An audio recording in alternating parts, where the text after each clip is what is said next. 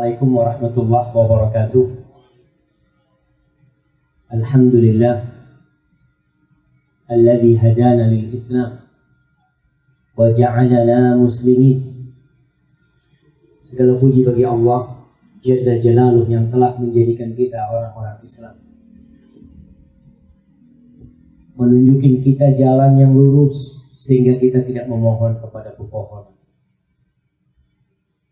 sehingga kita tidak berdoa kepada berhala, sehingga kita tidak terjatuh dalam jurang-jurang kesyirikan. Tapi sebagian kita kurang menghargai nikmat Islam. Dia lebih berbahagia dengan nikmat harta yang dia miliki. Dia lebih gembira dengan rumah yang bisa dia beli. Padahal jamaah, 2 rakaat sebelum subuh itu, kalau dibandingkan dengan semua rumah yang ada di tempat ini, di perumahan ini, semua rumah yang ada di kota Surabaya ini, bahkan semua yang ada di muka bumi, lebih berharga 2 rakaat sebelum subuh. Kata Nabi SAW, raka'atul fajri khairun minad dunya wa ma fiha. 2 rakaat sebelum subuh itu lebih baik daripada dunia dan isi. Tapi kita kan nggak pernah nangis kalau kehilangan rumahnya terbakar, gempa terjadi, menjadikan apa yang dia miliki habis. Kadang-kadang dia sampai sakit-sakit. Padahal semuanya itu tidak lebih berharga daripada 2 rakaat sebelum subuh. Gimana dengan nikmat Islam yang Allah berikan kepada kita? Allahumma salli wa sallim ala sayyidina Muhammadin wa ala alihi wa ashabihi ajma'in. Ya Allah, semoga salawatmu, salam, berkah dan nikmatmu senantiasa Engkau curahkan untuk hamba kekasihmu, untuk baginda Nabi kita Muhammad sallallahu alaihi wasallam, manusia terindah yang pernah ada di muka bumi ini, manusia termulia yang Allah ciptakan agar menjadi idola. Tapi ternyata banyak di antara kita yang gak kenal dengan beliau. Bahkan kalau ditanya namanya saja, siapa nama Nabi SAW? Muhammad bin Abdullah bin Abdul Muttalib bin Hashim bin Abdi Manaf. Banyak orang yang gak tahu, apalagi dengan yang lain. Maka semoga kita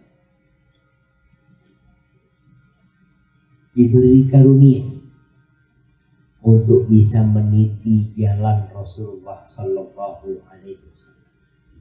Amma ba'd, jemaah, salah satu momentum kajian ini adalah dengan menikahnya Al-Akh Yunus hafizahullah ta'ala. Kita tuh disuruh mendoakan saudara kita. Apa doanya kalau orang habis menikah? Barakallahu lak wa baraka alaika wa jama'a bainakuma fi khair.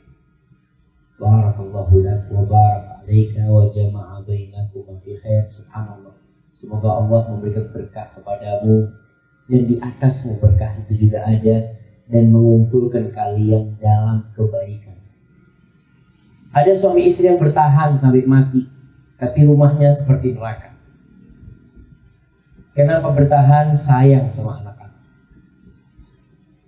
Ada orang yang akhirnya rumah tangganya tidak lama dikarenakan dosa-dosa yang dilakukan oleh salah satu dari kedua mempelai tersebut.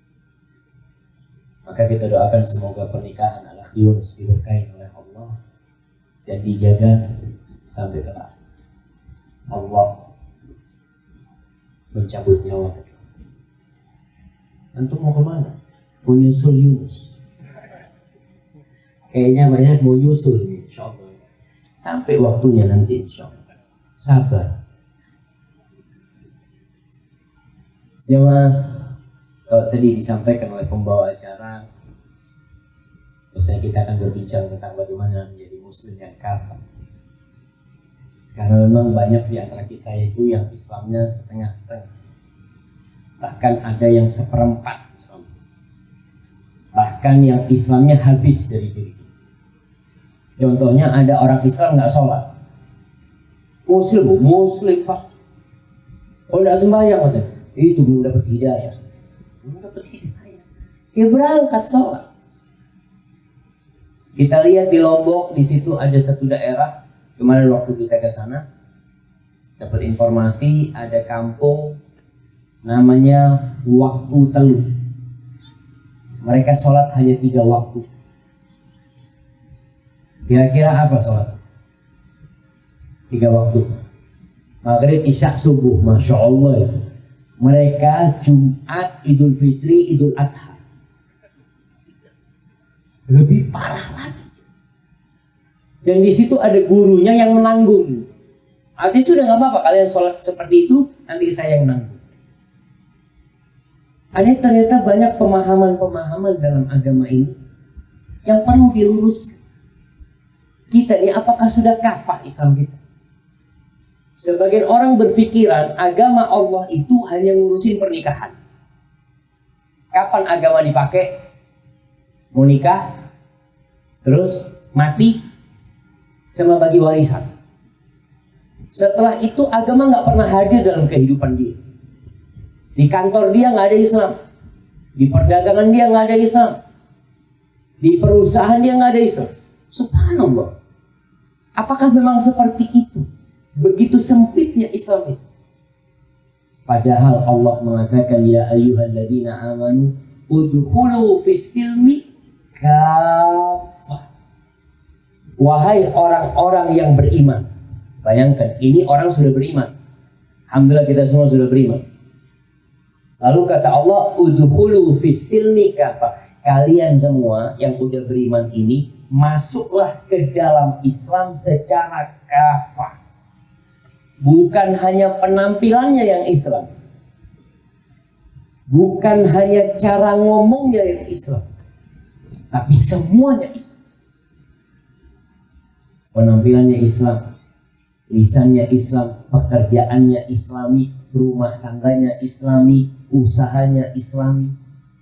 Kalau seperti itu jamaah, wallahi negeri ini jadi indah. Karena negeri ini mayoritasnya Muslim. Kalau antum lihat di penjara, mayoritasnya Muslim apa non-Muslim di penjara? Ya Muslim. Maling mayoritasnya ya Muslim. Kenapa? Karena banyak orang Islam hanya Islam keturunan. Bapaknya Islam, anaknya Islam. Tapi nggak pernah peduli dengan Islam itu sendiri apa. Ketika seorang menikah, di Yunus Masya Allah, udah nikah. Pakai ijazah apa antum melamar istri? Kalau mau kerja di satu perusahaan kan ada ijazahnya, harus S1, S2, sesuai dengan spesialisasi yang dibutuhkan. Umpamanya yang dibutuhkan teknik, ijazahnya harus teknik. Sekarang melamar anaknya orang itu pakai ijazah apa? Ijazah S1-nya dipakai? Nggak dipakai. Banyak orang menikah itu asal menikah. Sedangkan mau bekerja di perusahaan saja itu harus kuliah. Ditambah lagi training ini, training itu. Hanya untuk bekerja, ngurusin. Entah apa yang diurusin. Ini ngurusin anaknya orang. Mengambil anaknya orang. Memindahkan putrinya orang dari rumah orang tuanya ke rumah dia. Dibawa tuh anaknya orang. Gak pakai ijazah. Berarti ada sesuatu yang kurang. Seharusnya orang menikah itu bawa ijazah. Ijazah apa? Ijazah pertama, lulus training menjadi seorang suami. Ada latihannya jadi suami. Yang kedua, lulus bawa ijazah menjadi seorang ayah. Nggak mudah jadi seorang ayah. Menjadi seorang suami, subhanallah. Banyak yang gagal jadi seorang suami. Tugas terberat seorang suami jemaah, itu bukan ngasih makan istri. Tugas terberat seorang suami bukan ngasih makan istrinya. Sebelum menikah istrinya sudah makan. Sebelum menikah istrinya sudah tinggal di rumah. Sebelum menikah istrinya udah seneng sama orang tua. Terus apa tugas terbesar seorang suami? Tugas terbesar seorang suami itu menggandeng istrinya masuk surga. Yang merasa nggak mampu ya jangan nikah. Jangan harap seorang lelaki masuk surga. Bapak-bapak jangan berharap masuk surga sebelum mempertanggungjawabkan istri, sebelum mempertanggungjawabkan anak-anaknya. Digandoli sama istri. Nih ya Allah, suamiku, dia cuma kasih makan aku, dia cuma kasih mobil aku, dia kasih rumah aku, gak pernah dia bawa aku untuk datang ke majelis ilmu. Gak pernah dia bangun dengan aku di malam hari, ayo sholat malam, gak pernah ada. Yang ada cuma dikasih full saja. Allah hati-hati.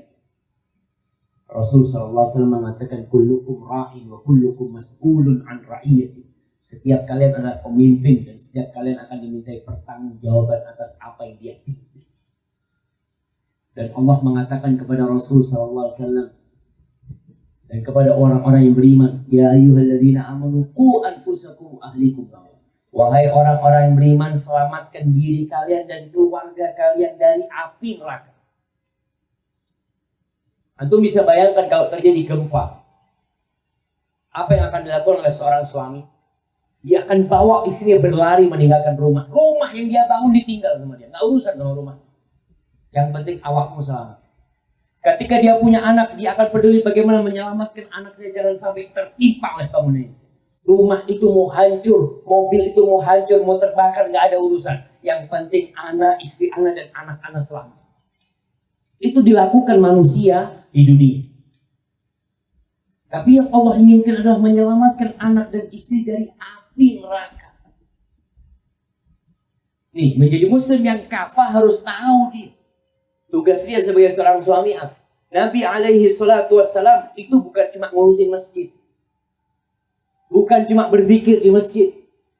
Bukan cuma wiritan di masjid. Beliau itu mengurusin umat. Islam datang ini mengurusin semua. Mau urusan apa saja diurusin.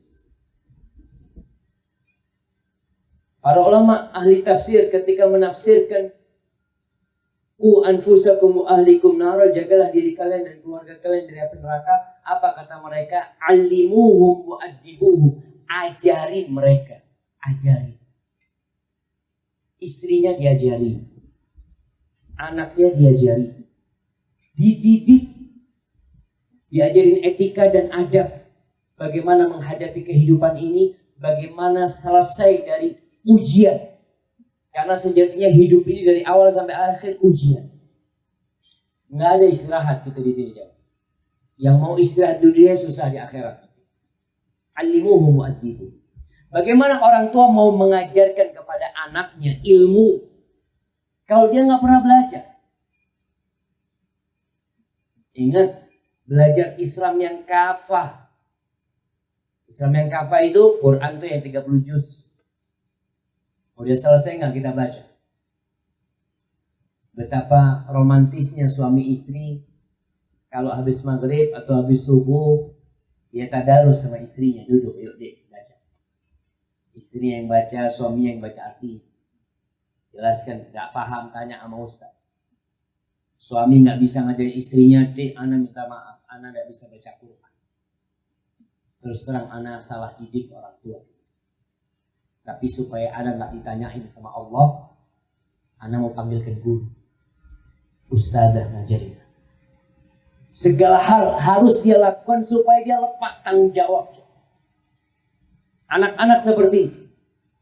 Hanya saja kalau kita lihat, pendidikan agama ini dikesampingkan, nggak dipedulikan. Orang tua juga melihat anaknya belajar agama kadang-kala, nggak terlalu penting. Maka ingat, tolong kita belajar untuk jadi seorang suami yang berdagang, belajar. Umar bin Khattab radhiyallahu anhu itu sering datang ke pasar. Khalifah, Amirul Mukminin yang kekuasaannya sampai ke Kabul, yang kekuasaannya sampai ke Persia dan semua. Itu Umar bin Khattab sering datang ke pasar. Di pasar dia ngomong sama orang-orang pasar, tafaqahu. Kalian belajar fikih tentang perdagangan. Belajar. Kalau tidak, kalian akan melakukan riba. Gak sadar nanti. Wallahi sahih ya, Pak. Kalau kita tanya apakah orang-orang yang berdagang di pasar, mereka sudah pernah belajar hukum dagang yang diridhoi Allah, atau yang penting jalan? Kalau kita lihat di negeri kita yang belajar di fakultas ekonomi umpamanya, apa sih yang mereka pelajari? Apakah mereka belajar ekonomi yang sesuai dengan syariat? Atau ekonomi kapitalisme yang mereka pelajari? Kapitalisme. Jadi kita kadang-kadang nggak peduli sama agama kita. Kafah. Masuklah Islam secara kafah. Sistem perdagangannya harus Islami. Sekarang kalau kita lihat sistem yang ada di negeri kita, orang itu dianjurkan berhutang. Sedangkan dalam Islam dilarang berhutang. Bisa, tapi kan dilarang nggak sampai haram, tapi dilarang berhutang. Kalau berhutangnya riba, dilaknat. Sekarang orang itu sistem biasa dan beranggapan, ya enggak mungkin Ustaz kalau nggak pakai riba Ustaz. Memang harus pakai riba. Subhanallah. Apakah Allah ketika menciptakan kita membuat hukum, hukumnya itu tidak bisa dipraktekkan karena bertentangan dengan kebutuhan umat? Nggak mungkin. Kita lihat di mana-mana. Dan ini yang menyebabkan Allah murka. Salah satu yang menyebabkan keruntuhan Islam, yang menyebabkan kemunduran umat Islam, karena umat Islam itu menantang perang Allah Jalla Jalaluhu. Allah mengatakan, ya ayyuhalladzina amanu taqullaha wa dharu ma baqiya minar riba. Wahai orang-orang yang beriman, bertakwalah kalian kepada Allah dan tinggalkan ma baqiya. Ingat, ma baqiya itu yang tersisa. Artinya sebelum Islam datang, sistem dagang yang ada di Quraisy, yang ada di Mekah, itu sistem riba. Dan itu biasa. Buat mereka melakukan riba sudah saling senang. Lalu datang Islam, Allah katakan tinggalkan sisa-sisa riba. In kuntum mu'minin. Kata Allah, kalau kalian beriman. Ini urusannya dengan keimanan. Tinggalkan sisa-sisa riba. Banyak orang kalau dibacakan ayat ini apa kata dia? Ya Allah, nggak bisa Ustaz. Nggak bisa. Subhanallah, apa nggak bisa sistem dagang meninggalkan riba? Nggak bisa, bisa. Cuma kita yang nggak mau. Nggak mau susah. Fa in lam taf'alu, kalau kalian tidak mau, agama ini pilihan kan? Antum mau, tidak mau, nggak ada pemaksaan. Allah katakan fa in lam taf'alu, kalau kalian tidak melakukan itu, tidak meninggalkan, fa'danu biharbin minallahi wa rasul, maka umumkan kepada mereka perang melawan Allah dan Rasul. Perang. Kalau umat Islam melawan Allah, hancur. Kita ini kalau dibandingkan dengan musuh-musuh kita lebih canggih, lebih kuat, ekonominya lebih bagus, senjatanya lebih, Masya Allah. Lalu Allah tidak berpihak kepada kita. Makanya kata Rasul SAW, idza tabaya'tum bil 'inah. Apabila sistem jual beli kalian itu 'inah. Inah itu sistem riba yang terselubung. Artinya ketika masyarakat yang menolak riba, maka ribanya dibikin terselubung. Contoh lah di negeri kita. Di negeri kita ada riba enggak ya? Di mana? Tunjukkan sama riba. Anda kasih hadiah. Di mana ada riba? Di mana? Enggak ada riba. Yang ada bunga. Betul. Bunga yang ada. Bunga ada. Orang kalau ngomong riba, itu secara fitrah manusia aja. Ketika antum akad sama seseorang, lalu dia mengatakan, mas ini ribanya 5%. Na'udzubillah min riba. Enggak. Kalau riba jangan dilaknat semua. Ya wis, bunganya lah 5%. Dia enggak apa-apa kalau bunga. Subhanallah. Orang itu merasa ringan, tapi ketika riba dia ingat dengan firman Allah. Wa ahallallahu al-bai'a wa harrama riba. Allah jelas-jelas mengatakan Allah halalkan jual beli dan Allah haramkan riba. Jelas Allah katakan. Maka kita perlu lihat sekarang nih. Kita ini udah kafah belum? Jadi jamaah, orang yang bertakwa kepada Allah itu, ingat, bukan orang yang suka berangkat haji. Bukan Allah yang umroh bolak-balik, yang sedekah ke sana ke sini. Kata Nabi SAW, ittaqil maharim takun a'badan nas. Jauhi yang haram, engkau akan menjadi orang paling ahli ibadah. Menjauhi yang haram akan menjadi orang yang paling ahli ibadah. Bukan hanya dengan melaksanakan perintah. Orang kadang-kadang sudah merasa juga, alhamdulillah anak umrah, alhamdulillah anak haji, alhamdulillah anak sholat, alhamdulillah anak sholat, alhamdulillah. Tapi ingat, apakah engkau tidak meninggalkan yang haram? Orang yang ahli ibadah adalah yang meninggalkan yang haram. Maka perlu kita lihat nih, apakah akad kerja kita, kontrak kerja kita, jual beli kita, usaha kita, apakah diridhoi sama Allah atau tidak?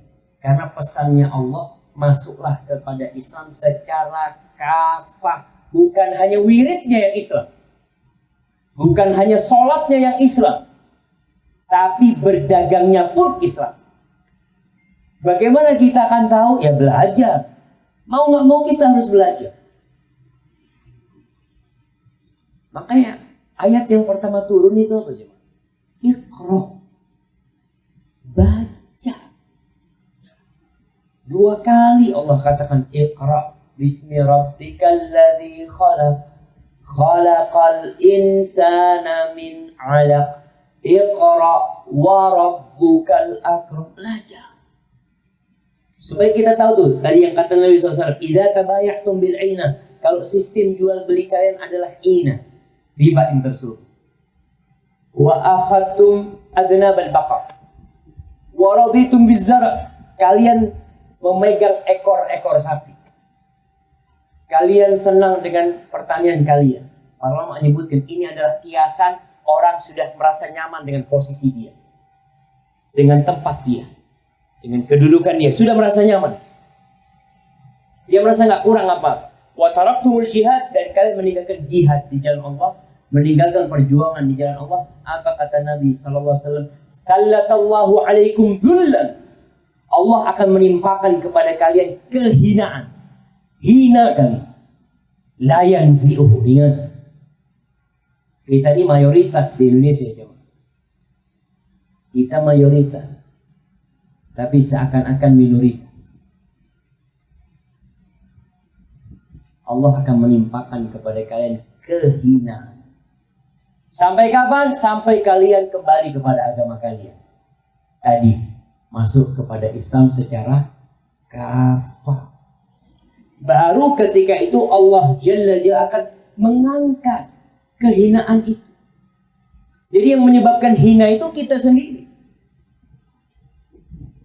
Maka coba kita perhatikan kehidupan rumah tangga kita udah Islami apa belum? Anak-anak kita hidupnya udah Islami apa belum? Apa yang kita ajarkan kepada mereka? Mau dibawa kemana mereka? Dan ingat, Rasulullah SAW itu seringkali mengingatkan para sahabat untuk mengkaji Al-Quran Karim. Dikajinya Al-Quran. Antum mau bahas apa yang antum butuhkan dalam kehidupan? Sistem pengadilan, notaris, dalam Al-Quran dibahas di sana. Pendidikan buat anak, perjanjian dengan negeri-negeri non-muslim umpamanya, perjanjian dengan orang-orang non-muslim, itu semua dibahas. Dan Nabi SAW mengatakan khairukum man ta'allama al-Qur'ana wa 'allamahu. Orang yang terbaik di antara kalian adalah yang belajar Al-Qur'an. Belajar Al-Qur'an, duduk jangan. Sisihkan waktu untuk mengkaji Al-Qur'an. Bukan membacanya saja. Kata Nabi, bukan yang terbaik itu orang yang baca Quran, bukan. Yang belajar Al-Quran. Al-Quran ini diturunkan bukan untuk menghiasi dinding. Banyak orang beli kaligrafi taruh di dinding dengan harapan, oh masya Allah, Anda menghormatkan Al-Quran Karim. Ditanya, Mas, opo wajoane? Wallahu a'lam. Anda beli karena bagus aja. Quran diturunkan bukan untuk menghiasi diri, bukan hanya untuk mengobatin orang yang sakit. Sakit di ruqyah bacain Quran. Nah, Quran termasuk syifa. Ada orang mau meninggal dunia dibacain Al-Quran Karim. Nah, tapi Quran diturunkan itu hudan lil muttaqin, petunjuk buat orang-orang yang bertakwa. Bagaimana kita akan mendapatkan petunjuk kalau kita tidak ngerti? Antum mungkinkah dikasih peta pakai bahasa Inggris? Atau pakai bahasa Inggris? Kalau bahasa Inggris masih bisa baca. Pakai bahasa Thailand, hurufnya huruf Thailand. Ini mau kemana? Mau ke Tunjungan Plaza, Ikil. Kira-kira dia ketika dapat itu, dia akan diem. Dia akan bisa gunakan? Nggak bisa. Dia akan cari orang yang bisa paham. Anda tidak paham, tolong terjemahkan. Kenapa sama Al-Quran Karim kita tidak cari orang yang bisa memahamkan kita?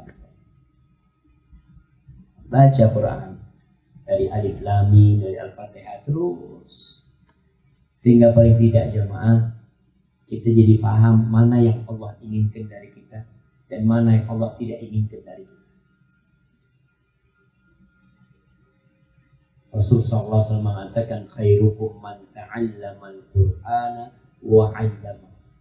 Orang yang terbaik di antara kalian yang belajar Al-Quran kemudian mengajarkan. Ada seorang syekh mengatakan hati-hati kepada bapak-bapak, ibu-ibu, jangan sampai pahalanya diborong sama guru ngaji. Pahalanya diborong sama guru ngaji. Bapaknya cuma nyari fulus, ibunya cuma nyari uang. Siapa yang ngajarin anaknya ngaji? Guru ngaji. Panggil guru bayar. Apa bapak nggak ingin dapat pahala anaknya bisa Al-Fatihah lewat bapaknya? Sepanjang hidup anak itu baca Al-Fatihah, bapaknya dapat pahala. Kenapa? Karena aku sih ngajarin dia. Siapa? Orang yang terbaik adalah yang belajar Al-Quran dan mengajarkannya. Sang ibu pun seperti itu, ajarkan anaknya alif, ba, ta, ini ajarkan. Ketika memang sudah nggak mampu, dia levelnya udah nggak mampu, anak harus panggil guru ngaji. Panggil guru ngaji. Tapi dasar-dasar ilmunya itu pahalanya milik bapak dan ibu. Wa'allama. Kemudian ya alhamdulillah ketika anak-anak kita sudah bisa mengaji ya, kemudian dia juga akan jadi guru ngaji. Paling nggak ngajarin anak-anaknya, orang tua akan terus mendapatkan pahala tersebut.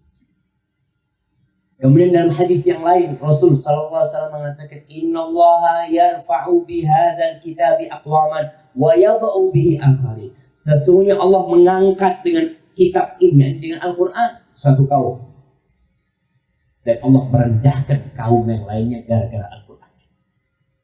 Yang menerima Al-Quran, yang mengamalkannya dalam kehidupan ini dan mengajak orang-orang kepadanya, Allah angkat derajatnya.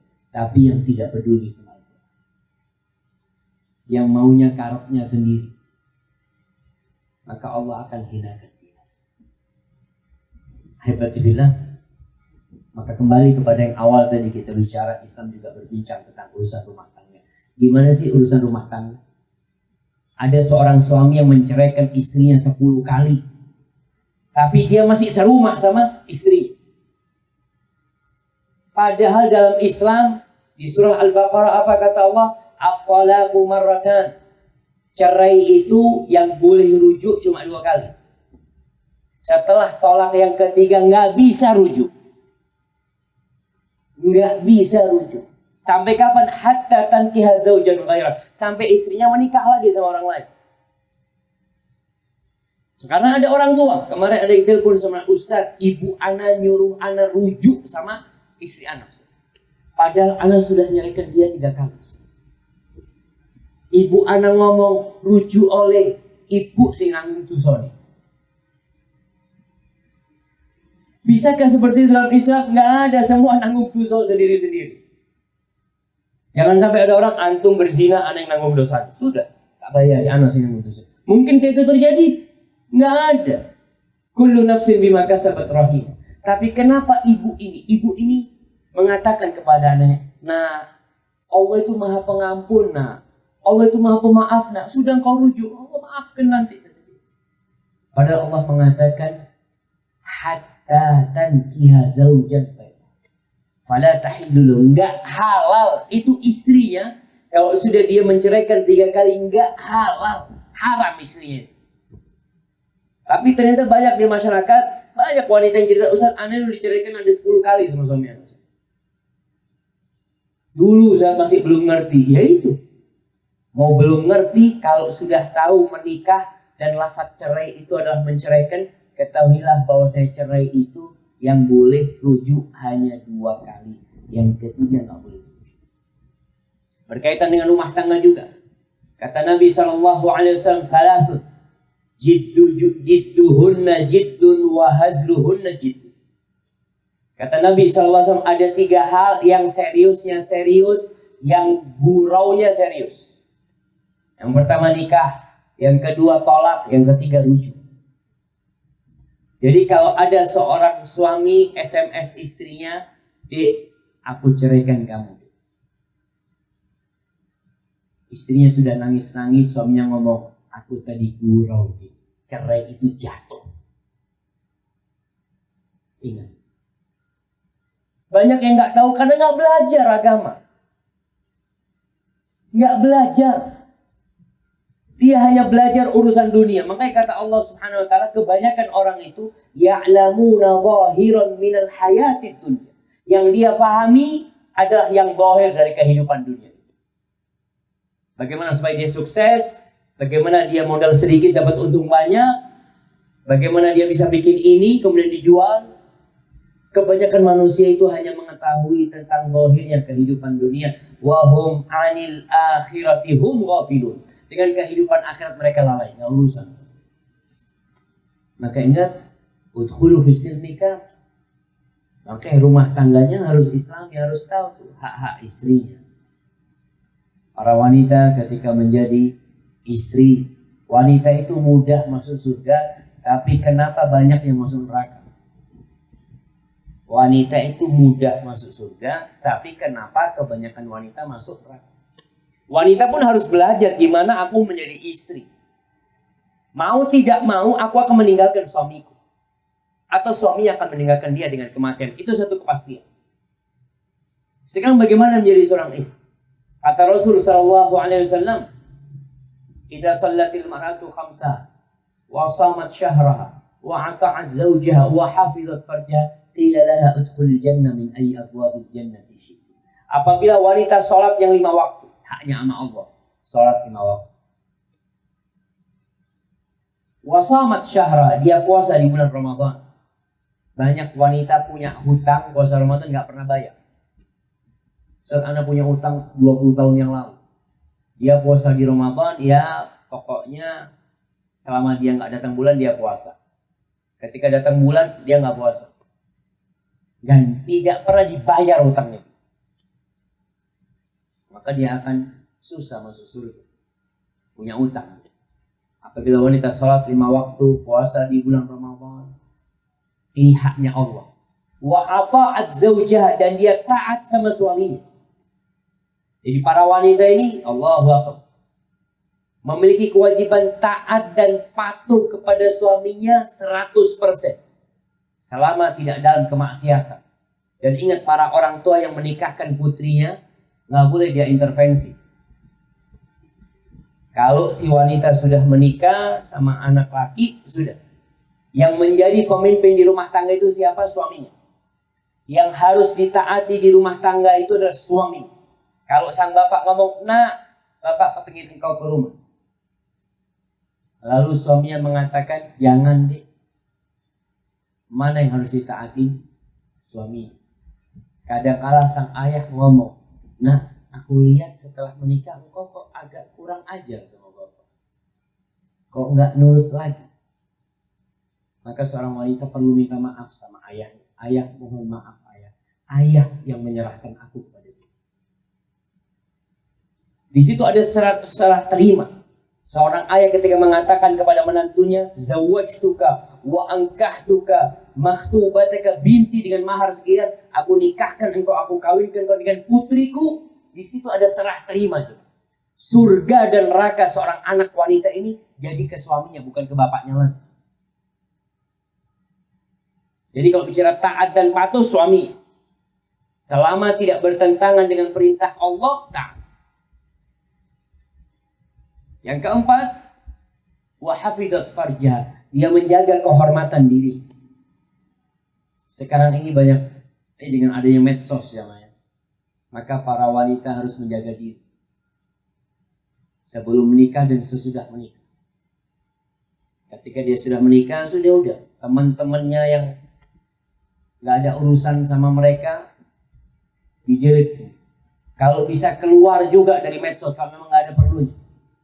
Sudah, mau dari IG, mau dari anak, alhamdulillah nggak ada kebutuhan di sana, sudah keluar. Fokus untuk apa? Untuk membangun rumah tangganya, untuk menciptakan generasi masa depan. Tadi yang sampaikan di Masjid Mujahidin, kalau bisa ke depan nggak ada lagi profesi ibu rumah tangga,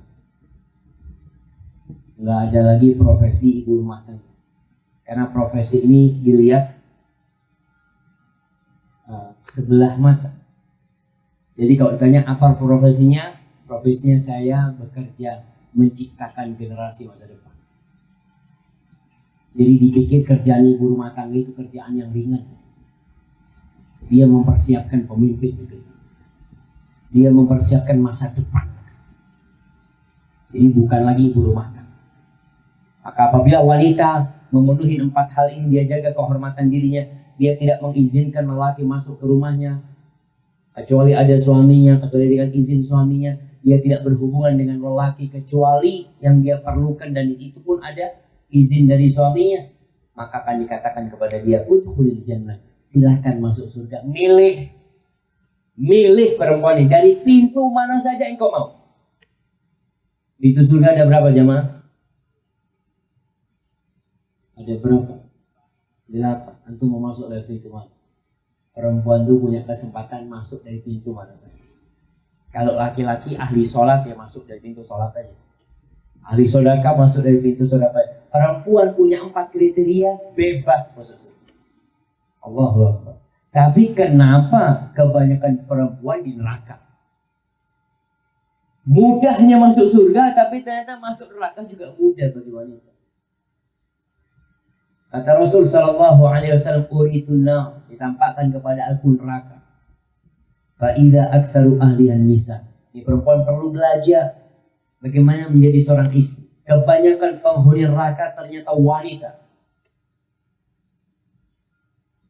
Kenapa? Yakfur. Kebanyakan wanita itu kufur. Para sahabat bertanya, apakah mereka kufur kepada Allah? Bukan. Yakfurnal ashir wa yakfurnal ihsan. Mereka kufur kepada suaminya.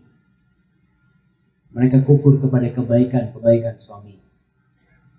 Maka nasihat anak kepada para wanita, kalau suaminya datang jangan ditanya. Kalau suaminya datang jangan ditanya dari mana.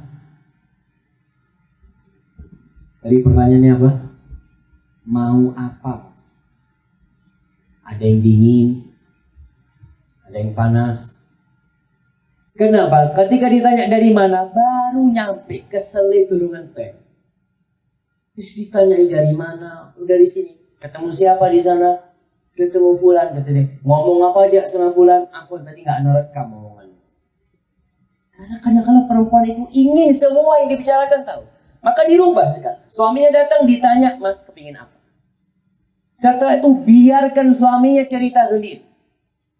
Karena bagaimanapun suami itu ingin menceritakan apa yang dia alami. Maka berusaha jadi istri yang membuat suaminya betah di rumah. Ada wanita yang membuat suaminya kepingin keluar rumah. Sampai rumah ngomongnya macam-macam, akhirnya dia kepingin ke tempat sohibnya, ke tempat mana. Jadi usahakan ketika masuk rumah, tadi tidak kufur kepada suami. Kebaikan-kebaikan suami, kebanyakan wanita, kata Nabi SAW, kalau engkau berbuat baik sepanjang tahun kepada dia, lalu dia melihat satu kesalahanmu, Banyakkan wanita mengatakan, ma ra'aitu minka khairan qat. Aku tidak pernah melihat engkau berbuat baik sedikit pun buat aku. Itu banyak wanita, tidak semua. Tapi kebanyakan kufur dengan kebaikan-kebaikan suaminya yang dilihat kekurangannya. Dan juga bagi para suami, hari-hari akan menyingkap. Yunus baru nikah, Masya Allah. Kajian tadi kasih tahu Yunus. Katanya, ternyata nikah itu biasa-biasa aja. 1% biasa. Sisanya luar biasa. Masya Allah. Masya Allah. Iya, biasanya kalau baru-baru, makanya dalam Islam itu nggak ada bulan madu. Nggak ada bulan madu. Yang ada sampai mati, madu. Kalau cuma sebulan madu, habis gitu apa jemaah? Entek madu deh, kari empedu. Jangan mau. Jadi sampai mati madu. Makanya kalau kita lihat, istilah bulan madu ini istilah barat. Atau kalau baca buku-buku para ulama nggak ada istilah syahrul asal, kecuali sebagai terjemahan dari istilah barat. Kenapa dalam Islam itu semuanya madu? Ada istilah di barat juga. Orang barat itu punya prinsip, bukan prinsip. Ada kata yang mereka sering ucapkan bahwasanya lailatul zifaf, lailatul dafnil hub. Malam pernikahan itu malam penguburan cinta. Itu di barat. Kenapa? Karena mereka selama ini sudah kumpul kebo. Mereka ini selama ini sudah pacaran, yang haram sudah dilakoni semuanya. Pernikahan itu sekedar buku hijau. Jadi untuk melegalkan hubungan. Padahal semua yang dilakukan suami istri sudah mereka lakukan. Maka ketika legal, di situ cinta dikubur oleh mereka. Sedangkan dalam Islam, malam pernikahan adalah malam penyemian cinta. Kata Nabi SAW, lam yuradil mutahabain mislul nikah. Belum pernah dilihat kedua orang yang memadu cinta, yang memadu kasih seperti pernikahan. Maka ingat, para wanita berusaha tadi untuk menjadikan rumah tangganya indah. Dia tidak melihat kepada kekurangan suaminya saja. Dan seorang suami hari-hari akan menyingkap kekurangan istri. Akan tersingkap. Kenapa? Karena sejatinya wanita tercipta dari tulang rusuk yang bengkok. Nggak ada yang lurus perempuan. Maka para suami diperintahkan oleh Allah untuk bersabar menghadapi istri. Kata Allah, wa'ashiruhunna bil ma'ruf. Gaulilah istri-istri kalian dengan cara yang patut, dengan cara yang baik. Fa in karihtumuhunna, dalam kondisi engkau membenci istrimu. Karena satu saat mungkin kita melihat ternyata istriku tidak seperti yang aku bayangkan.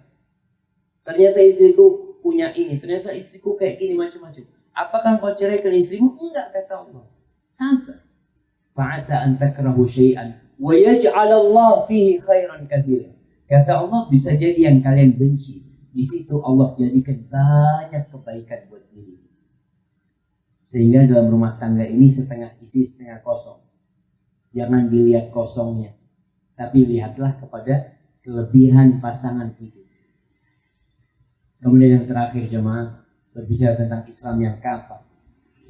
Maka ana berharap dari semua yang ada di sini dan kaum muslimin untuk kembali mempelajari Islam itu apa. Islam itu apa? Dikaji, kalau dulu memang dia keturunan Islam, alhamdulillah. Tadi Quran, hadisnya dibaca. Rasul sallallahu alaihi wasallam mengatakan bahwasanya fa innahu man ya'ish minkum ba'di fa sayara ikhtilafan katsiran. Barang siapa yang hidup setelah aku mati akan mendapati perselisihan yang banyak. Di tengah umat Islam, di tubuh umat Islam banyak perselisihan. Itu kata Nabi SAW. Jadi apa yang kita alami sekarang ternyata udah diinformasikan sama Nabi SAW. Solusinya apa? Fa'alaikum bisunnati wa sunnatil khulafa'ir rasyidin al-mahdiyyin min ba'di. Kalian pegang sunnahku. Urusan rumah tangga baca bagaimana Nabi SAW di rumah. Urusan sholat contoh bagaimana Nabi SAW sholat. Urusan berzikir antum kembali kepada sunnah Nabi SAW. Ada orang ustadz katanya ustadz fulan boleh, katanya ustadz fulan nggak boleh. Antum cari gimana sunnah Nabi SAW. Itu akan menyelesaikan khilaf di antara kita. Kalau enggak, semua akan berpegang teguh dengan pendapatnya masing-masing. Fa'alaikum bisunnati Wa sunnatil khulafa'ir rasyidin al-mahdiyyin min ba'di. Kalian cari sunnah para khalifah yang dapat hidayah setelah aku. Abu Bakar, gimana Abu Bakar Islamnya? Bagaimana Umar, bagaimana Uthman, bagaimana Ali? Dan ini menuntut belajar lagi gitu. Jadi kalau tanya gimana Nabi SAW? Dikasih amalan, tanya apakah Rasul SAW mengajarkan hal ini? Apakah Abu Bakar mengamalkan? Tamassaku biha. Kata Nabi SAW, ketika kalian melihat banyak perpecahan, pertikaian, kalian pegang teguh dengan sunnahku dan sunnah khulafa itu. Wa'adu 'alaiha bin nawajid, gigit dengan gigi geraham kalian. Wa iyyakum wa muhdatsatil umur. Fa inna kulla muhdatsatin bid'ah. Hati-hati dengan perkara-perkara yang baru dalam urusan agama. Jadi kalau kita ada masalah apa dalam agama, kembalikan kepada Al-Qur'an, kembalikan kepada As-Sunnah, kembalikan kepada pemahaman Abu Bakar, Umar, Uthman, Ali, pemahaman para sahabat. Insya Allah Islamnya akan kembali jaya. Kalaupun kita tidak merasakannya, mudah-mudahan anak-anak kita mereka akan merasakan bagaimana Allah memuliakan umat Islam kembali dengan kembali kepada Islam secara kamil. Wallahu a'lam bishawab. Mungkin kita masuk ke sesi tanya jawab. Barakallahu fiik. Bagi jamaah yang mau bertanya, silakan.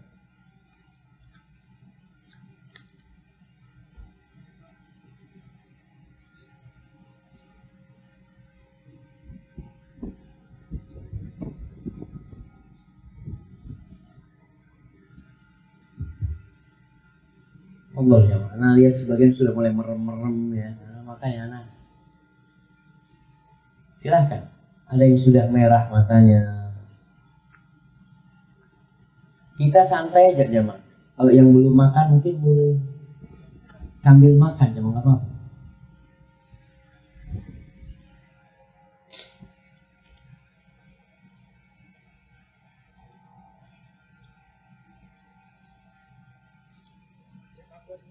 Nah, mungkin dari akhwat, dari para ummahat yang mau menanyakan bisa ditulis di kertas, nanti disalurkan ke ikhwan, ke laki-laki. mau tanya langsung nggak apa-apa ibu. Atau mungkin ada yang mau tanya langsung, mungkin bisa dikasih mic sama panitia.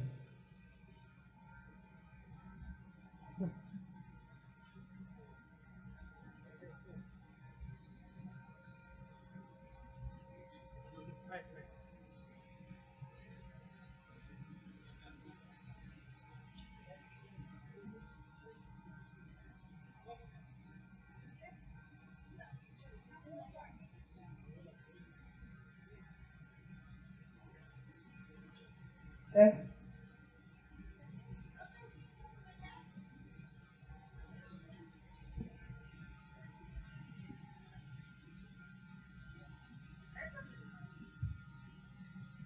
Bismillahirrahmanirrahim. Assalamualaikum warahmatullahi wabarakatuh. Waalaikumsalam warahmatullahi wabarakatuh. Ustaz, ini saya mau bertanya tentang suatu kondisi masjid di mana satu lingkungan ada dua kubu. Yang satu kepingin tiap subuh itu pakai kunut, yang satu tidak. Nah, Dan di sini ada kesepakatan misalnya satu hari kunut, satu hari tidak. Tapi selanjutnya ada kesepakatan baru lagi, jadi kunut dilakukan setiap hari. Nah, bagaimana cara menyikapinya bagi yang tidak memakai kunut? Apakah mereka ikut terus setiap hari atau bagaimana Ustaz? Mohon solusinya. Terima kasih. Assalamualaikum warahmatullahi wabarakatuh. waalaikumsalam warahmatullahi wabarakatuh. Subhanallah jemaah. Iya. Ingat, kadangkala perbedaan itu ada, tapi jangan sampai menimbulkan perpecahan di antara umat Islam. Ada hal-hal mungkin yang memang tidak akan bisa sama. Berkaitan dengan kunut, memang kalau kita lihat pendapat para ulama terbagi menjadi dua. Yang satu mengatakan kunut itu ada hanya untuk nazilah atau pada waktu sholat witir. Pendapat yang kedua mengatakan kunut itu setiap sholat subuh. Dan ini pendapat Al-Imam Syafi'i pendapat Al-Imam Malik insyaallah. Adapun Al-Imam Ahmad bin Hanbal yang merupakan muridnya Imam Syafi'i, beliau tidak kunut. Kemudian Abu Hanifah rahimahullahu ta'ala yang meninggal pada tahun 150 Hijriah, lahirnya pada hari meninggalnya pada 150 Hijriah, pada waktu kelahiran Imam Syafi'i rahimahullahu ta'ala, beliau ternyata juga tidak kunut. Bagaimana menyikapi hal ini? Ternyata memang dalil-dalil yang dipakai kuat, baik yang mengatakan kunut atau yang tidak. Jadi hadis Anas bin Malik yang diriwayatkan oleh Imam Ahmad dan Tirmidzi bahwa Rasul sallallahu alaihi wasallam qanata Rasulullah sallallahu alaihi wasallam syahran yad'u ala riklin wa dhaqwa. Rasul sallallahu alaihi wasallam itu pernah kunut sebulan penuh, berdoa memohon agar Allah memberikan sanksi hukuman kepada qabilah Ri'il wa Dhaqwa. Itu selama 1 bulan penuh, itu kunut nazilah. 5 waktu sholat, subuh, zuhur, asar, maghrib, isya. Sebulan penuh beliau kunut, kemudian beliau meninggalkan kunut. Tapi ada tambahan riwayat yang mengatakan illal fajr, kecuali sholat subuh. Falam yazal yaqnut hatta faraqad dunya. Nabi SAW terus kunut subuh sampai meninggal dunia. Tambahan inilah yang diperselisihkan oleh para ulama, antara yang mensahihkan dengan yang mendhaifkan. Yang mendhaifkan mengatakan nggak ada kunut subuh. Mereka mengatakan Abu Bakar nggak kunut, Umar nggak kunut, Utsman nggak kunut, Ali nggak kunut. Soalnya kalau kunut ini ibadah yang dilakukan tiap hari, mana mungkin terjadi perselisihan kalau tiap hari dilakukan. Itu pendapat yang mengatakan tidak ada kunut. Pendapat yang mengatakan ternyata ada riwayat dari Abu Bakar, Umar, Utsman, mereka kunut. Tapi riwayat itu lemah kata mereka.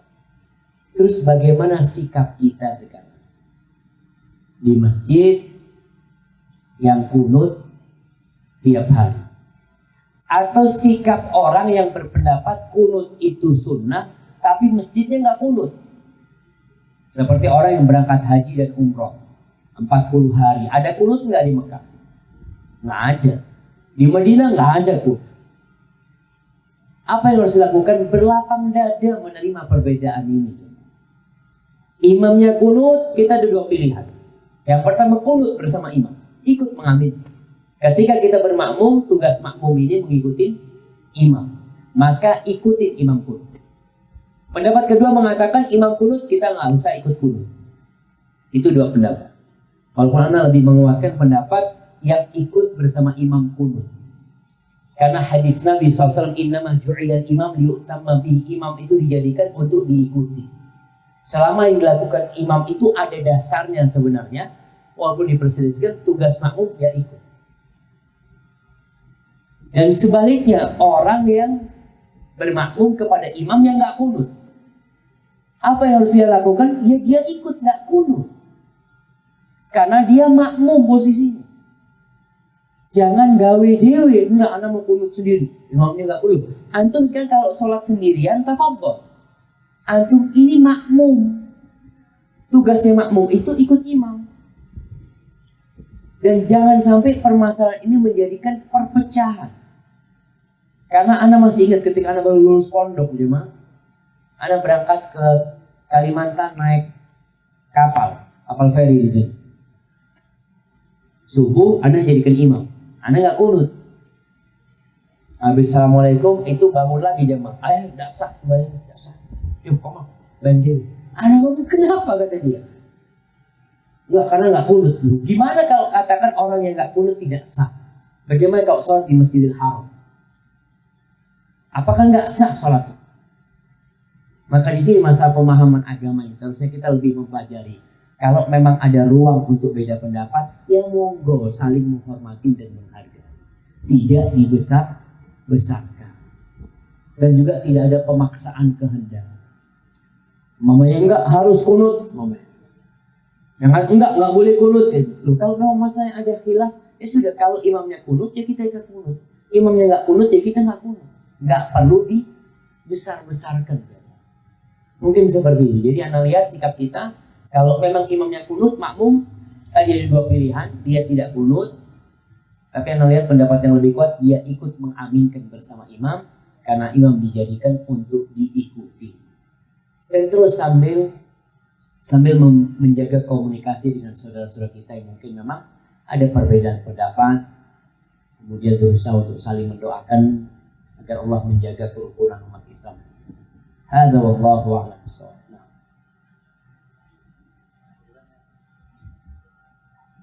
Assalamualaikum warahmatullahi wabarakatuh.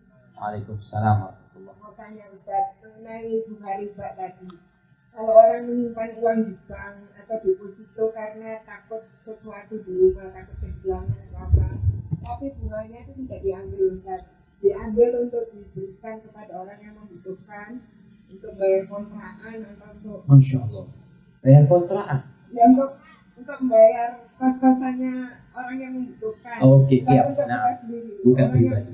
sangat membutuhkan atau pembantu kita yang sangat membutuhkan kita berikan dari bunga itu bagaimana hukumnya Ustaz? Masya Allah. Nah, ya. Assalamualaikum warahmatullahi wabarakatuh. Waalaikumsalam warahmatullahi wabarakatuh. Pertanyaan yang sangat menarik sekali, Jom. Berkaitan dengan riba ini. Karena kadang kala orang berbicara bank, berbicara keamanan. Atau yang kedua berbicara bank karena memang dia untuk transaksi sekarang memang harus pakai bank. Kita nggak bisa pakai uang cash, bahkan tidak diterima. Sekarang pun antum bawa uang cash ke tol, nggak bisa buka pintu tol, harus pakai uang bank itu juga sekarang. Baik, ulama membicarakan tentang menaruh duit di bank. Ketika memang benar kita tidak punya tempat yang aman, berarti kita terpaksa naruh di bank. Pertanyaannya, apakah benar terpaksa atau tidak? Bisa nggak beli berangkas besi, taruh di rumah? Anak ketemu ada satu teman Muslim Chinese dia. Dia cerita, anak punya duit nggak ada yang naruh di bank. Nah, itu bank datang terus kan? Nggak ada. Ternyata ada Chinese yang non Muslim juga sama. Dia tidak meletakkan uangnya di bank. Kenapa? Alhamdulillah aman, anak punya rumah aman kata dia.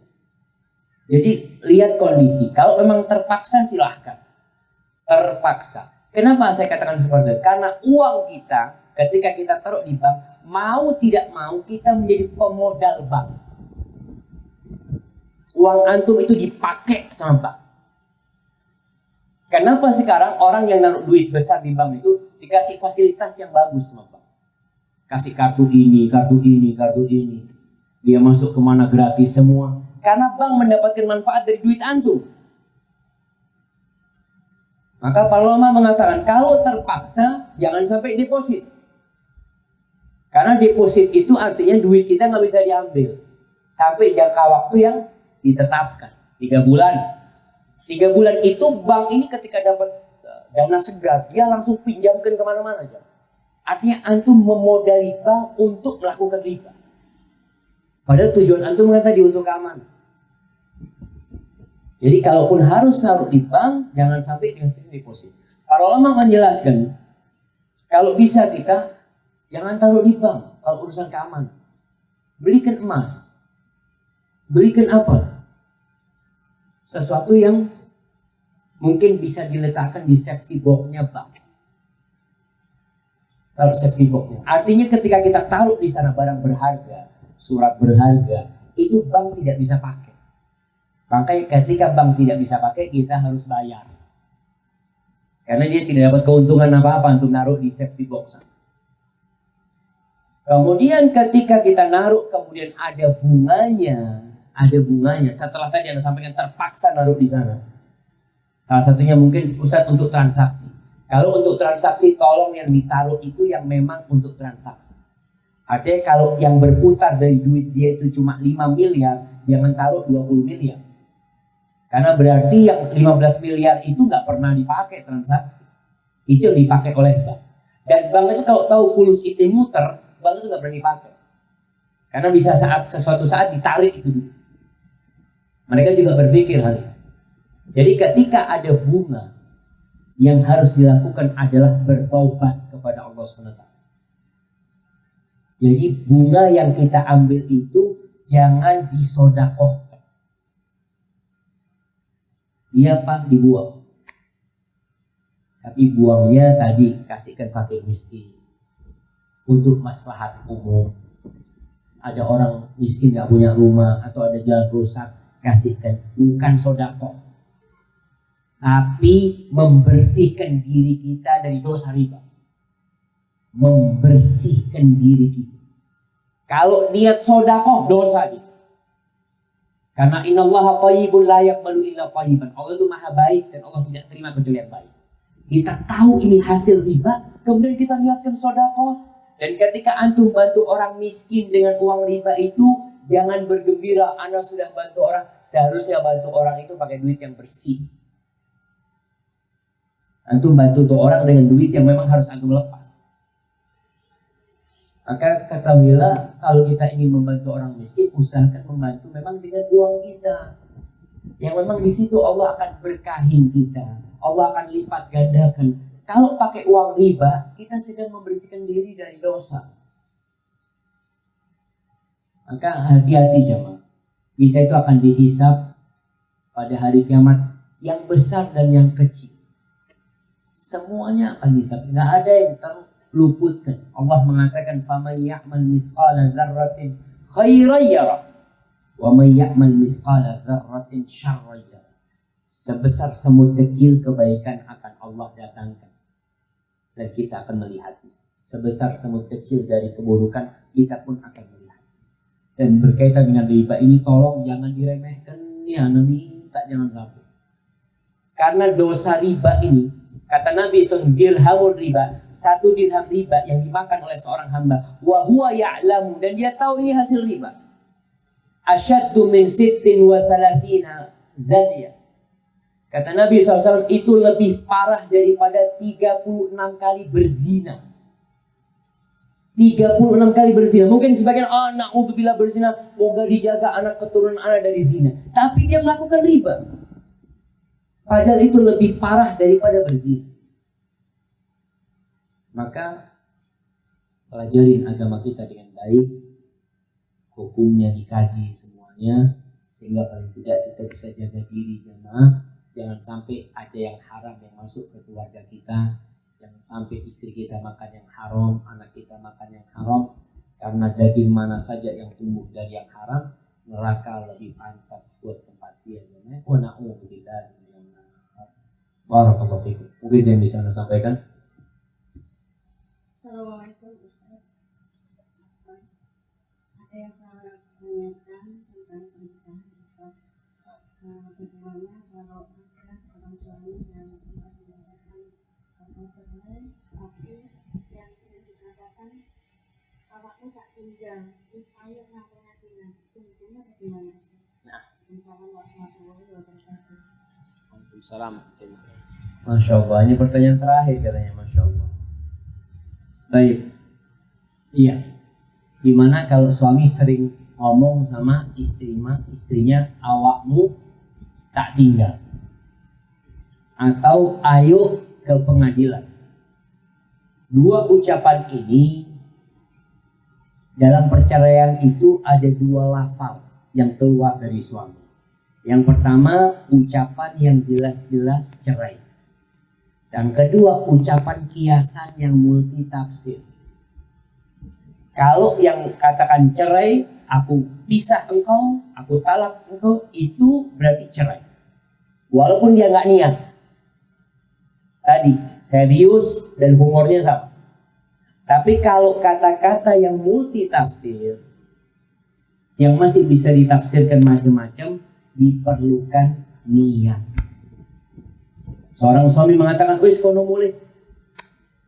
Apakah jatuh cerai? Tergantung niat suami. Kalau niat suami menceraikan, ini antara dia sama Allah ya. Mungkin istri nggak tahu sama niatnya, tapi Allah tahu. Maka kalau dia niatnya cerai, jatuh cerai. Tapi kalau niatnya enggak, Ustaz, Anda nggak niat menceraikan, cuma Anda wis sumpah, wis suruh pulang aja, nanti anak parani kalau sudah selesai. Berarti dia tidak niat menceraikan, dia cuma ingin istrinya pulang aja. Terus tahu kata tadi, ayo ke pengadilan. Ayo ke pengadilan itu menceraikan atau ngajak bercerai. Menceraikan apa ngajak bercerai ya? Masih mengajak kan, artinya mau yuk. Artinya belum menceraikan, tapi ada keinginan untuk bercerai. Kemudian dia mengatakan awakmu tak tinggal. Apa maksudnya awakmu tak tinggal? Kalau niatnya dia menceraikan bisa jadi jatuh cerai. Kalau niatnya enggak, Ustaz. Tak tinggal lah anak nanti kalau sudah ya tenang, anak mau balik lagi. Jadi pokoknya ucapan-ucapan yang multitafsir itu diperlukan niat. Suami mengatakan nanti tak ceraikan engkau. Nanti berarti belum. Jadi kalau dia masih nanti ada keinginan belum cerai. Tapi kalau mengatakan aku ceraikan, awakmu tak pegat, selesai. Itu jatuh cerai. Jadi berkaitan dengan ini tolong hati-hati ya, karena urusannya jangan sampai seorang lelaki kumpul sama wanita yang sejatinya sudah nggak boleh kumpul. Jangan sampai. Dan jangan mengatakan oh anak nggak ngerti. Talabul ilmi faridatun ala kulli muslim. Menuntut ilmu itu kewajiban buat setiap muslim. Makanya tadi seorang suami belajar sebelum kau nikah, belajar apa saja hak-hak dan kewajiban. Jangan sampai menikah yang penting nafsu seneng nikah. Enggak. Allahu a'lam bishawab, karena menjadi pertanyaan terakhir Ibu, Anda serahkan kepada pembawa acara untuk menutupnya. Assalamualaikum warahmatullahi wabarakatuh. Ustaz, ini cuma sedikit tanyanya. Oke, siap. Kalau kita sholat duha, itu batas waktunya dohor itu berapa menit, Ustaz? Nah, Kasih. barakallahu fikum. Ya, berkaitan dengan waktu duha. Ingat waktu duha itu dimulai dengan terbitnya matahari setelah setinggi tombak. Kira-kira 10 menit setelah matahari terbit. Jadi kalau ada dalam jadwal sholat itu ada waktu syuruk. Jadi waktu syuruk itu nggak boleh sholat. Karena waktu matahari terbit nggak boleh sholat. Kapan boleh sholatnya? Ketika sudah meninggi. Kira-kira 10 menit atau 15 menit. Kapan berakhir? Sebelum matahari berada di pertengahan. Pertengahan ini waktu haram sholat juga nggak boleh sholat. Waktu yang nggak boleh sholat itu 3 atau 5. 3 matahari terbit, matahari di pertengahan, dan matahari terbenam. 5 tambahan 2 setelah sholat subuh sampai matahari terbit, setelah asar sampai matahari tenggelam. Jadi ketika matahari berada di tengah nggak boleh sholat, waktu duha sudah selesai. Jadi kira-kira mungkin juga 15 menit sebelum adzan zuhur. Dulu nggak ada jam-jam, jadi melihatnya matahari. Jadi kira-kira 15 menit atau 20 menit sebelum zuhur sudah jangan sholat duha karena masuk waktu larangan sampai matahari tergelincir masuk waktu zuhur. Ketika itu kita sholat sunnah silahkan karena sudah masuk waktu zuhur. Hadza wallahu a'lam.